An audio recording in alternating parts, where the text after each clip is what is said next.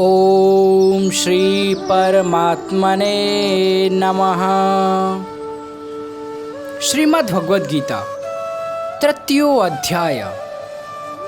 इस अध्याय में नाना प्रकार के हेतुओं से विहित कर्मों की आवश्यक कर्तव्यता सिद्ध की गई है तथा प्रत्येक मनुष्य को अपने अपने वर्ण आश्रम के लिए निहित कर्म किस प्रकार करने चाहिए, क्यों करने चाहिए, उनके ना करने में क्या हानि है और करने से क्या लाभ है, कौन से कर्म बंधन कारक हैं और कौन से मुक्ति में सहायक हैं, इत्यादि बातें भली भांति समझाई गई हैं। इस प्रकार इस अध्याय में कर्मयोग का विषय अन्य अध्यायों की अपेक्षा अधिक से अधिक और विस्तार पूर्वक वर्णित है एवं दूसरे विषयों का समावेश बहुत ही कम हुआ है। जो कुछ हुआ है वह भी बहुत संक्षेप में हुआ है, इसलिए इस अध्याय का नाम कर्मयोग रखा गया है। बुद्धि शब्द का अर्थ ज्ञान। मन लेने से अर्जुन को भ्रम हो गया। जब अर्जुन ने बुद्धि शब्द का अर्थ ज्ञान समझ लिया तो उसे भ्रम हो गया। भगवान के वचनों में कर्म की अपेक्षा ज्ञान की प्रशंसा प्रतीत होने लगी एवं वे वचन उनको स्पष्ट ना दिखाई देकर मिले हुए से जान पड़ने लगे। अतः भगवान से उनका स्पष्टीकरण करवाने की और अपने लिए निश्चित श्रेष्ठ साधन जानने की इच्छा से अर्जुन पूछते हैं। अर्जुन उवाच जायसी चेत कर्मणस्ते मता बुद्धिर्जनार्दन तत्किं कर्मणि घोरे माम नियोजसी केशवा। अर्जुन कहते हैं, हे जनार्दन, यदि आपको कर्म की अपेक्षा ज्ञान श्रेष्ठ मान्य है तो फिर हे केशव, मुझे भयंकर कर्म में क्यों लगाते हैं। व्यामी श्रेणेव वाक्येन बुद्धिं मोहसीव में तदेकं वद निश्चित्य येन श्रेयोहमाप्यनुयाम। आप मिले हुए से वचनों से मेरी बुद्धि को मानो मोहित कर रहे हैं, इसलिए उस एक बात को निश्चित करके कहिए जिससे मैं कल्याण को प्राप्त हो जाऊं। इस प्रकार अर्जुन के पूछने पर भगवान उनका निश्चित कर्तव्य भक्ति प्रधान कर्मयोग बतलाते हैं और उसके उद्देश्य से पहले उनके प्रश्न का उत्तर देते हुए यह दिखलाते हैं कि मेरे वचन व्यामिश्र अर्थात मिले हुए नहीं हैं, वरम सर्वथा स्पष्ट और अलग अलग हैं। श्री भगवानुवाच लोके अस्मिन् द्विविध्या निष्ठा पुरा प्रोक्ता मया नघ ज्ञान योगेन सांख्यानाम कर्मयोगेन योगिनाम। श्री भगवान बोले, हे निष्पाप, इस श्लोक में दो प्रकार की निष्ठा मेरे द्वारा पहले वर्णन की गई है। उनमें से सांख्य योगियों की निष्ठा तो ज्ञान योग से और योगियों की निष्ठा कर्म योग से होती है। पूर्व श्लोक में भगवान ने जो यह बात कही है कि सांख्य निष्ठा ज्ञान योग के साधन से होती है और योग निष्ठा कर्म योग के साधन से होती है, उसी बात को सिद्ध करने के लिए अब यह दिखलाते हैं कि कर्तव्य कर्मों का स्वरूप त्याग किसी भी निष्ठा का हेतु नहीं है। ना कर्मणा मनारंभ त्रैकर्षम पुरुषो व्यनश्विते ना चासन्य सनातन देव सिद्धिम समधिगच्छति। मनुष्य ना तो कर्मों का आरंभ किए बिना निष्कर्मता को यानी योग निष्ठा को प्राप्त होता है और ना कर्मों के केवल त्याग मात्र से सिद्धि यानी सांख्य निष्ठा को ही प्राप्त होता है। इस प्रकार कर्म योगी के लिए कर्तव्य कर्मों को ना करने को योग निष्ठा की प्राप्ति में बाधक और सांख्य योगी के लिए सिद्धि की प्राप्ति में केवल बाहरी कर्मों के त्याग को गौण बताकर अब अर्जुन को कर्तव्य कर्म में प्रवृत्त करने के उद्देश्य से भिन्न भिन्न हेतुओं से कर्म करने की आवश्यकता सिद्ध करने के लिए पहले कर्मों का सर्वथा त्याग करना अशक्य बतलाते हैं। नाहि कश्चित् क्षणमपि जातुं तिष्ठत्य कर्मकृत् कार्यते हावशा कर्म सर्व प्रकृतिर्जुगुणे।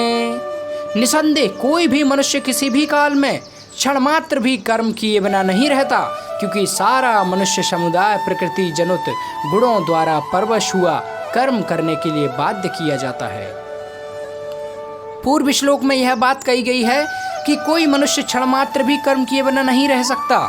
इस पर यह शंका होती है कि इंद्रियों की क्रियाओं को हठ से रोककर भी तो मनुष्य कर्मों का त्याग कर सकता है। अतः ऊपर इंद्रियों की क्रियाओं का त्याग कर देना कर्मों का त्याग नहीं है। यह भाव दिखलाने के लिए भगवान कहते हैं, कर्मेन्द्रियाणि संयम्य यास्ते मनसा स्मरण इंद्रियार्थे विमूढ़ात्मा मिथ्याचार च उच्यते। जो मूढ़ बुद्धि मनुष्य समस्त इंद्रियों को हठ पूर्वक ऊपर से रोककर मन से उन इंद्रियों के विषयों का चिंतन करता है, वह मिथ्याचारी अर्थात दंभी कहा जाता है। इस प्रकार केवल ऊपर से इंद्रियों को विषयों से हटा लेना मिथ्याचार बतलाकर अब आसक्ति का त्याग करके इंद्रियों द्वारा निष्काम भाव से कर्तव्य कर्म करने वाले योगी की प्रशंसा प्रभु श्री कृष्ण करते हैं। यस्त्विन्द्रियाणि मनसा नियमरम्भाते अर्जुन कर्मेन्द्रे कर्मयोग सक्त सा विशिष्यते। किंतु हे अर्जुन, जो पुरुष मन से इंद्रियों को वश में करके अनासक्त हुआ समस्त इंद्रियों द्वारा कर्मयोग का आचरण करता है, वही श्रेष्ठ है। अर्जुन ने जो यह पूछा था कि आप मुझे घोर कर्म में क्यों लगाते हैं, उसके उत्तर में ऊपर से कर्मों का त्याग करने वाले मिथ्याचारी की निंदा और कर्मयोगी की प्रशंसा करके अब उन्हें कर्म करने के लिए आज्ञा देते हैं। नियतम कुरु कर्म त्वं कर्म ज्यायो कर्मणा शरीर यात्रापि चातेन प्रसिद्ध्येद कर्मण। तू शास्त्र विहित कर्तव्य कर्म कर, क्योंकि कर्म ना करने की अपेक्षा कर्म करना श्रेष्ठ है, तथा कर्म ना करने से तेरा शरीर निर्वाह भी सिद्ध नहीं होगा। यहाँ यह जिज्ञासा होती है कि शास्त्र विहित यज्ञ दान और तप आदि शुभ कर्म भी तो बंधन के हेतु माने गए हैं, फिर कर्म ना करने की अपेक्षा कर्म करना श्रेष्ठ कैसे है। इस पर कहते हैं, यज्ञार्थात् कर्मणो अन्यत्र लोको वयम कर्म बंधना तदर्थम कर्म कौन्तेय मुक्त संग समाचरा। यज्ञ के निमित्त किए जाने वाले कर्मों से के अतिरिक्त दूसरे कर्मों में लगा हुआ ही यह मनुष्य समुदाय कर्मों से बंधता है। इसलिए हे अर्जुन, तू आसक्ति से रहित होकर उस यज्ञ के निहित ही भली भांति कर्तव्य कर्म कर। पूर्व श्लोक में भगवान ने यह बात कही है कि यज्ञ के निमित्त कर्म करने वाला मनुष्य कर्मों से नहीं बनता। इसीलिए यहाँ यह जिज्ञासा होती है कि यज्ञ किसको कहते हैं और उसे क्यों करना चाहिए, और उसके लिए कर्म करने वाला मनुष्य कैसे नहीं बनता। अतएव इन बातों को समझने के लिए भगवान ब्रह्मा जी के वचनों का प्रणाम देकर कहते हैं, सह यज्ञा प्रजा सृष्ट्वा पुरोवाच प्रजापति अनेन प्रसविदिष्य मे शवो अस्तिष्ट्वा कमधुक। प्रजापति ब्रह्मा ने कल्प के आदि में यज्ञ सहित प्रजाओं को रचकर उनसे कहा कि तुम लोग इस यज्ञ के द्वारा वृद्धि को प्राप्त हो, और इस यज्ञ तुम लोगों को इच्छित भोग प्रदान करने वाला हो। देवाभ्यभायतानेन ते देवा भायन्तु वा परस्परम भावयन्ता श्रेय परमावस्थ। तुम लोग इस यज्ञ के द्वारा देवताओं को उन्नत करो और वे देवता तुम लोगों को उन्नत करें। इस प्रकार निस्वार्थ भाव से एक दूसरे को उन्नत करते हुए तुम लोग परम कल्याण को प्राप्त हो जाओगे। इष्टान भोगानि वो देवदास्यन्त यज्ञ भाविता तदर्थानान प्रद्धव्यो यो भुक्तेस्तेनैव सा। यज्ञ के द्वारा बढ़ाए हुए देवता तुम लोगों के बिना मांगे ही इच्छित भोग निश्चय ही देते रहेंगे। इस प्रकार उन देवताओं के द्वारा दिए हुए भोगों को जो पुरुष उनको बिना दिए स्वयं भोगता है, वह चोर ही है। इस प्रकार ब्रह्मा जी के वचनों का प्रमाण देकर भगवान ने यज्ञादि कर्म का कर्तव्यता का प्रतिपादन किया और साथ ही उनका पालन ना करने वाले को चोर बतलाकर उसकी निंदा की। अब उन कर्तव्य कर्मों का आचरण करने वाले पुरुष की प्रशंसा करते हुए उनसे विपरीत केवल शरीर पोषण के लिए ही कर्म करने वाले पापियों की निंदा करते हैं। यज्ञ शिष्टासिना संतो मुच्यन्ते सर्व किल विषय भुज्यते ते तघम पापाये पंचन्त्यात्मकारणात्। यज्ञ से बचे हुए अन्न को खाने वाले श्रेष्ठ पुरुष सब पापों से मुक्त हो जाते हैं, और जो पापी लोग अपना शरीर पोषण करने के लिए ही अन्न पकाते हैं वे तो पाप को खाते हैं। यहाँ यह जिज्ञासा होती है कि यज्ञ ना करने से हानि क्या है। इस पर सृष्टि चक्र को सुरक्षित रखने के लिए यज्ञ की आवश्यकता का प्रतिपादन श्री कृष्ण करते हैं। अन्नाद भवन्ति भूतानि पर्जन्यान्न संभवा यज्ञाद भवति पर्जन्यो यज्ञ कर्म समुद्भवा कर्म ब्रह्मोद्भवम विधि ब्रह्म राक्षसमुद्भवम तस्मात् सर्वगतं ब्रह्म नित्यं यज्ञे प्रतिष्ठितम्। संपूर्ण प्राणी अन्न से उत्पन्न होते हैं। अन्न की उत्पत्ति वृष्टि होती है, वृष्टि यज्ञ से होती है, और यज्ञ विहित कर्मों से उत्पन्न होने वाला है। कर्म समुदाय को तू वेद से उत्पन्न और वेद को अविनाशी परमात्मा से उत्पन्न हुआ जान। इससे सिद्ध होता है कि सर्वव्यापी परम अक्षर परमात्मा सदा ही यज्ञ में प्रतिष्ठित है। इस प्रकार सृष्टि चक्र की स्थिति यज्ञ पर निर्भर बतलाकर और परमात्मा को यज्ञ में प्रतिष्ठित कहकर अब उस यज्ञ रूप स्वधर्म के पालन की आवश्यकता सिद्ध करने के लिए उस सृष्टि के चक्र के अनुकूल ना चलने वाले यानी अपना कर्तव्य पालन ना करने वालों की निंदा श्री कृष्ण करते हैं। एवं प्रवर्तितं चक्रम नानुवर्यति यया अघायुरिन्द्रियामो मोघम पार्थ सा जीवति। हे पार्थ, जो पुरुष इस लोक में इस प्रकार परंपरा से प्रचलित सृष्टि चक्र के अनुसार नहीं बरतता अर्थात अपने कर्तव्य का पालन नहीं करता, वह इंद्रियों के द्वारा भोगों में रमण करने वाला पापायु पुरुष व्यर्थ ही जाता है। यहाँ यह जिज्ञासा होती है कि उपर्युक्त प्रकार के सृष्टि चक्र के अनुसार चलने का दायित्व किस श्रेणी के मनुष्यों पर है, और इस पर परमात्मा को प्राप्त सिद्ध महापुरुष के सिवा इस सृष्टि से संबंध रखने वाले सभी मनुष्यों पर अपने अपने कर्तव्य पालन का दायित्व है। यह भाव दिखलाने के लिए 2 श्लोकों में ज्ञानी महापुरुष के लिए कर्तव्य अभाव और उसका हेतु श्री कृष्ण बतलाते हैं। यश्चत्वामृतेव इष्यादात्मत्र पश्य मानव आत्मन्येव च संतुष्टः कार्यं न विदते। परंतु जो मनुष्य आत्मा ही में रमण करने वाला और आत्मा ही में तृप्त तथा आत्मा ही में संतुष्ट हो, उसके लिए कोई कर्तव्य नहीं है। नैव तस्य कृतेनार्थो न कृतेने कश्चन न चास्य सर्वभूतेषु कश्चिदर्थ व्यापृशा। उस महापुरुष का इस विश्व में ना तो कर्म करने से कोई प्रयोजन रहता है और ना कर्मों के ना करने से ही कोई प्रयोजन रहता है, तथा संपूर्ण प्राणियों में भी इसका किंचित मात्र भी स्वार्थ का संबंध नहीं रहता। यहाँ तक भगवान ने बहुत से हेतु बतलाकर यह बात सिद्ध की कि जब तक मनुष्य को परम श्रेय रूप परमात्मा की प्राप्ति ना हो जाए तब तक उसके लिए स्वधर्म का पालन करता अर्थात अपने वर्णाश्रम के अनुसार विहित कर्मों का अनुष्ठान निस्वार्थ भाव से काम करना आवश्यक कर्तव्य है, और परमात्मा को प्राप्त हुए पुरुष के लिए किसी भी प्रकार का कर्तव्य ना रहने पर उसके मन इंद्रियों द्वारा लोक संग्रह के लिए प्रारब्धानुसार कर्म होते हैं। अब उपर्युक्त वर्णन का लक्ष्य कराते हुए भगवान अर्जुन को अनासक्त भाव से कर्तव्य करने के लिए आज्ञा देते हैं। तदस्मासक्तं सततं कार्यं कर्म समाचर आसक्तो अचर कर्म परमानोति पुरुषा। इसलिए तू निरंतर आसक्ति से रहित होकर सदा कर्तव्य कर्म को भली भांति करता रहे, क्योंकि आसक्ति से रहित होकर कर्म करता हुआ मनुष्य परमात्मा को प्राप्त हो जाता है। पूर्व श्लोक में भगवान ने जो यह बात कही कि आसक्ति से रहित होकर कर्म करने वाला मनुष्य परमात्मा को प्राप्त हो जाता है, उस बात को पुष्ट करने के लिए जनकादि का प्रमाण देकर पुनः अर्जुन के लिए कर्म करना सिद्ध बतलाते हैं।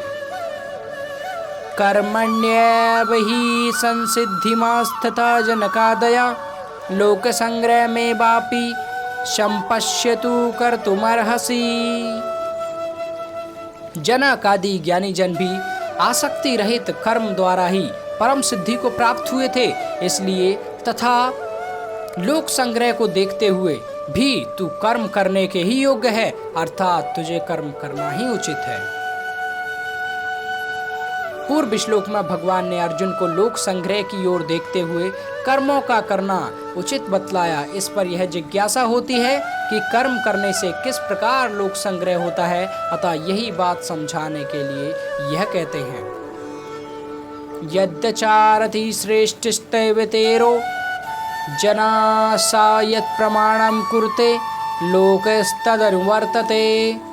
श्रेष्ठ पुरुष जो आचरण करता है, अन्य पुरुष भी वैसा आचरण करते हैं।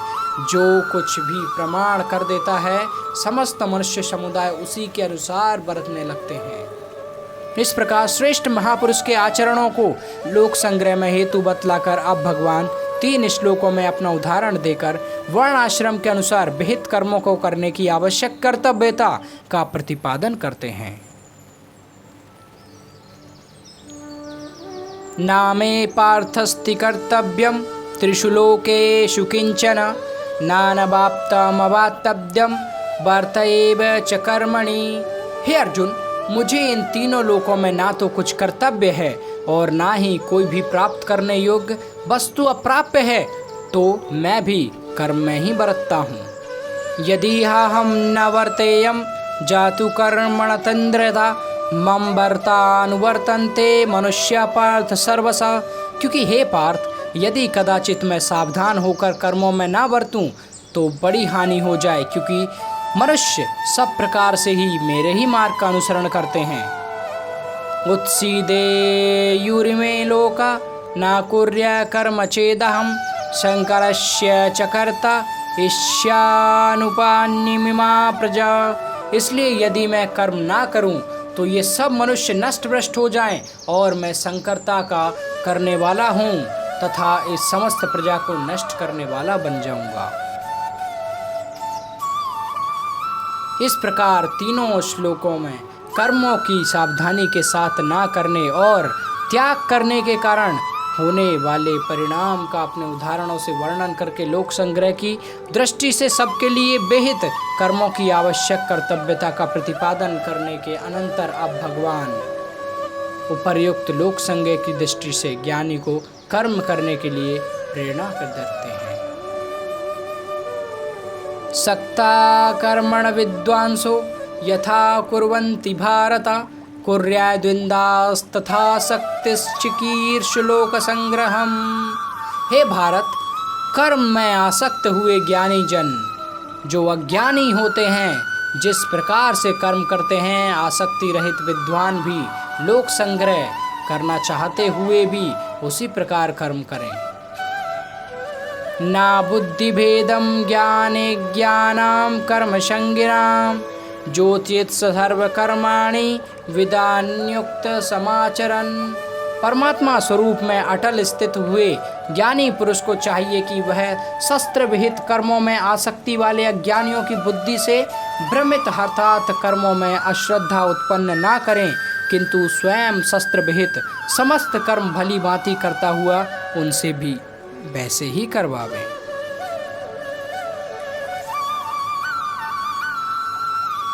इस प्रकार 2 श्लोकों में ज्ञानी के लिए लोक संग्रह को लक्ष्य में रखते हुए शास्त्र विहित कर्म करने की प्रेरणा करके अब 2 श्लोकों में कर्मासक्त जन समुदाय की अपेक्षा सांख्य योगी की विलक्षणता का प्रतिपादन करते हैं। प्रकृते क्रियमाणानि गुणे कर्माणि सर्वशः अहंकार विमूढ़ात्मा कर्ताहमिति मन्यते। वास्तव में संपूर्ण कर्म सब प्रकार से प्रकृति के गुणों द्वारा किए जाते हैं, तो भी जिसका अंतःकरण अहंकार से मोहित हो रहा है, ऐसा अज्ञानी मैं करता हूँ ऐसा मानता है। तत्ववित्तो महाबाहो गुण कर्म विभागजो गुणा गुणेषु वर्तन्त इति मत्वा न सज्जते।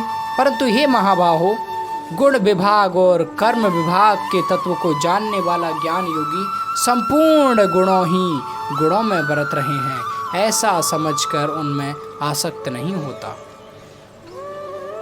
इस प्रकार कर्मासक्त मनुष्यों की और सांख्य योगी की स्थिति का भेद बतलाकर अब आत्म तत्व को पूर्णतः समझाने वाले महापुरुष के लिए यह प्रेरणा की जाती है कि वह कर्मासक्त ज्ञानी मनुष्यों को विचलित ना करे। प्रकृतिर्गुण सम्मूढ़ सज्जन्ते गुणगर्मसु तान् कृत्सनिद्धो मंदाकृत्समिन्य विचालयत। प्रकृति के गुणों से अत्यंत मोहित हुए मनुष्य गणों में और कर्मों में आसक्त रहते हैं। उन संपूर्णतया ना समझने वाले मंदबुद्धि अज्ञानियों को पूर्णता जानने वाला ज्ञानी विचलित ना करे। इस प्रकार कर्मों की आवश्यक कर्तव्यता का प्रतिपादन करके अब भगवान अर्जुन की दूसरे श्लोक में की हुई प्रार्थना के अनुसार उसे परम कल्याण की प्राप्ति का एकांतिक और सर्वश्रेष्ठ निश्चित साधन बतलाते हुए युद्ध के लिए आज्ञा देते हैं। मयि सर्वाणि कर्माणि सन्न्यस्यध्यात् चेतसा निराशीर्ष निर्ममो भूत्वा युद्धस्व विगतज्वर।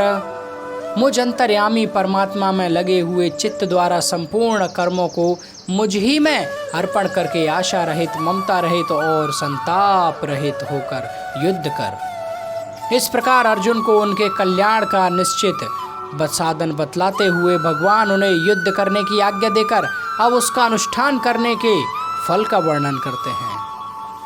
ये मे मतमिदं नित्यमनुतिष्ठन्ति मानवा श्रद्धावन्तो अन्यसूयन्तो मुच्यन्ते ते अपि कर्मभिः। जो कोई मनुष्य दोष दृष्टि से रहित एवं श्रद्धा युक्त होकर मेरे इस मंत्र का सदा अनुसरण करते हैं वे भी संपूर्ण कर्मों से छूट जाते हैं। इस प्रकार भगवान अपने उपर्युक्त मत का अनुष्ठान करने का फल बतलाकर अब उसके अनुसार ना चलने को हानि बतलाते हैं।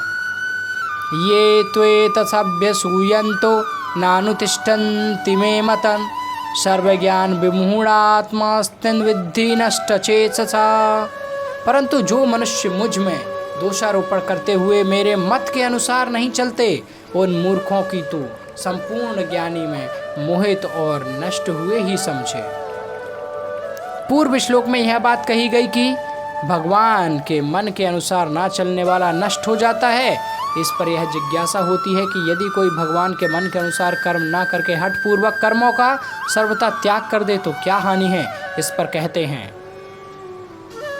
सदृश्यं चेष्टतेष्वाय प्रकृतिर्ज्ञानवानपि प्रकृतिं यान्ति भूतानि निग्रह किं करिष्यति।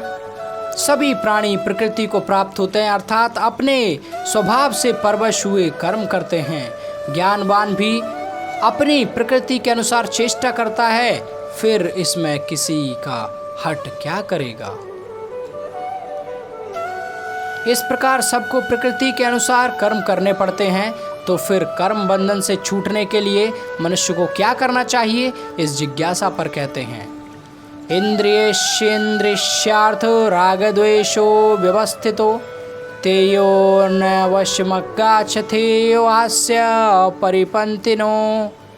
इंद्रिय के अर्थ में अर्थात प्रत्येक इंद्रिय के विषय में राग और द्वेष छुपे हुए स्थित हैं। मनुष्य को उन दोनों को वश में नहीं होना चाहिए, क्योंकि वो दोनों ही उसके कल्याण मार्ग के विघ्न करने वाले महान शत्रु हैं। यहाँ अर्जुन के मन में यह बात आ सकती है कि मैं यह युद्ध रूप घोर कर्म ना करके यदि भिक्षावृत्ति से अपना निर्वाह करता हुआ शांति में कर्मों में लगा रहूं तो सहज ही राग द्वेष से छूट सकता हूं। फिर आप मुझे युद्ध करने के लिए आज्ञा क्यों नहीं दे रहे हैं। इस पर भगवान कहते हैं श्रेयान्यस्वधर्मो विगुणा परम धर्मा स्वनुतिष्ठितात् स्वधर्मे निधनम श्रेया परमो धर्म भयाभया। अच्छी प्रकार आचरण में लाए हुए दूसरे के कर्म से गुण रहित भी अपना धर्म अति उत्तम है। अपने धर्म में तो मरना भी कल्याणकारक है और दूसरे का धर्म भय को देने वाला है। मनुष्य का स्वधर्म पालन करने में ही कल्याण है। इस पर धर्म का सेवन और निषिद्ध कर्मों का आचरण करने में सब प्रकार से हानि है। इस बात को भली भांति समझ लेने के बाद मनुष्य को अपनी विचार और धर्म की विरुद्ध पापाचार में किस कारण प्रवृत्त हो जाते हैं, इस बात को जानने की इच्छा से अर्जुन पूछते हैं।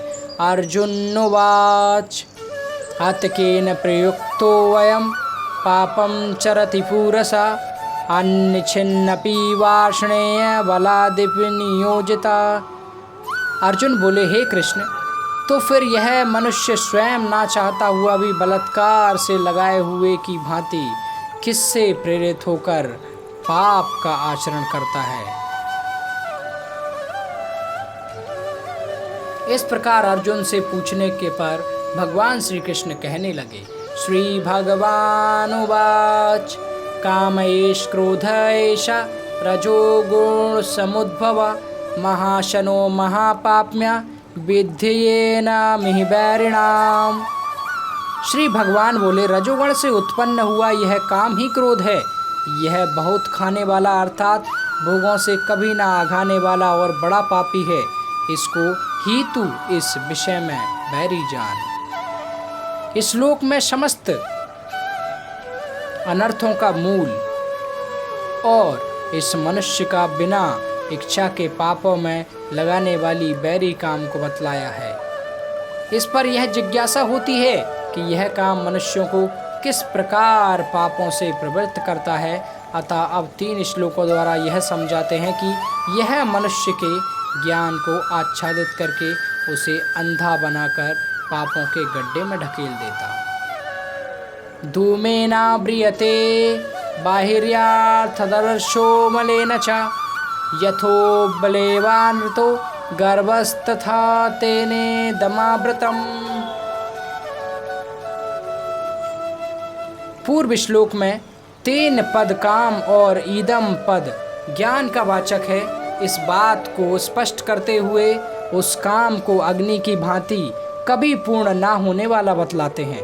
आवृतम ज्ञानमेतेन ज्ञानिनो नित्यवैरिणा कामरूपेण कौन्तेय दुष्पूरेणा नलेन च।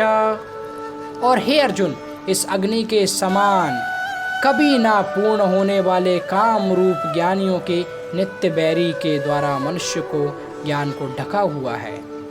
इस प्रकार काम के द्वारा ज्ञान को आवृत बतलाकर अब उसे मरने का उपाय बतलाते हैं।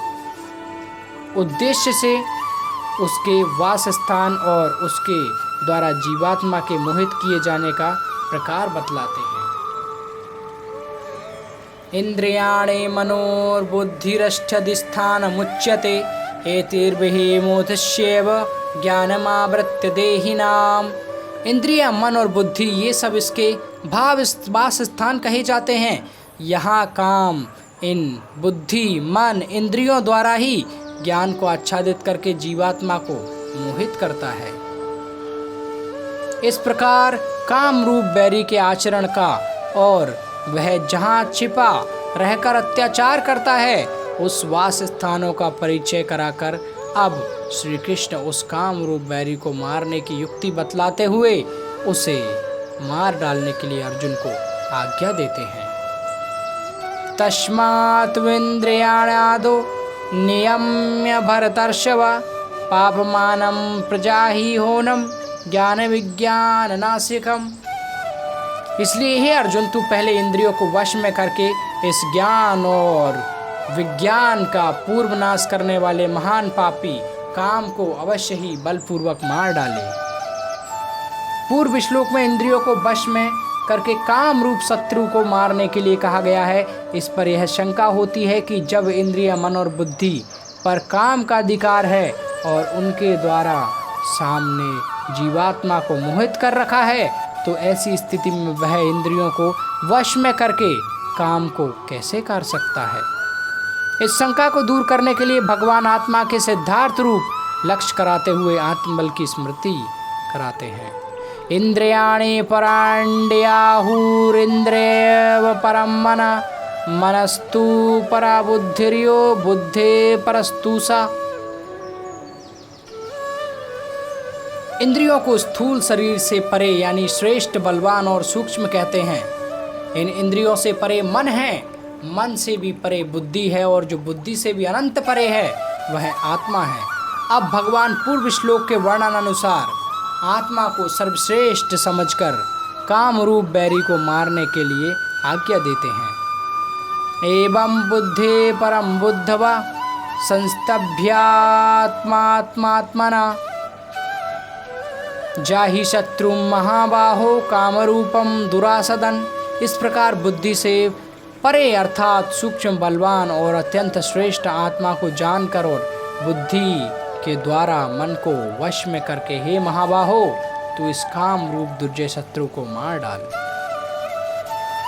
ओम तत्सीदति श्रीमद्भगवद्गीतासु उपनिषत्सु ब्रह्म विद्यायाम योगशास्त्रे श्रीकृष्णार्जुन संवादे कर्मयोग नाम तृतीय अध्याय।